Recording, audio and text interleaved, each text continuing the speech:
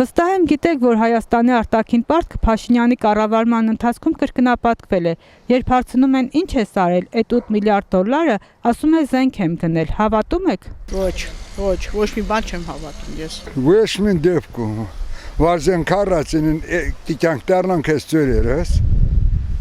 սեստեկ շորընկյան սոտ։ Չէ, որ ադելի կա պակվեր գրևանի, չենք ունի, նասման նստի վիկար, էտա։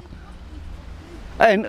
հավու խազը կա է, ով ասում է, թե հավի կղիտած ասման նստի վիկար, էմի տոսին նա, ով ալի ասած չլի, միջև սունի կրեկրա նստերա, բանի նոյբյան միջև եկրա որտի հասե,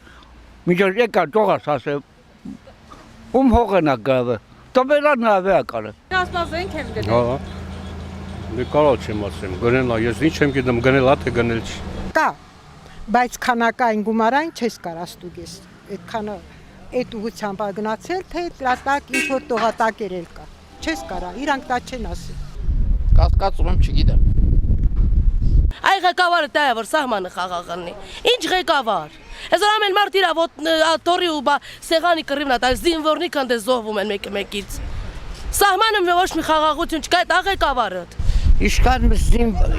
զինվոր գնացին, զոհվեցին, սաղ հողերը բաժանեց Ադրբեջանին, իշքան սալդատ զոհվեցին, նրանց ծնողները, իշքան էլ մռմռած են իրաց երեխեքին, այդ երեխոնիքը լուս աշխարհ բերել է տանի թողի բանը թուրքի ձեռը տա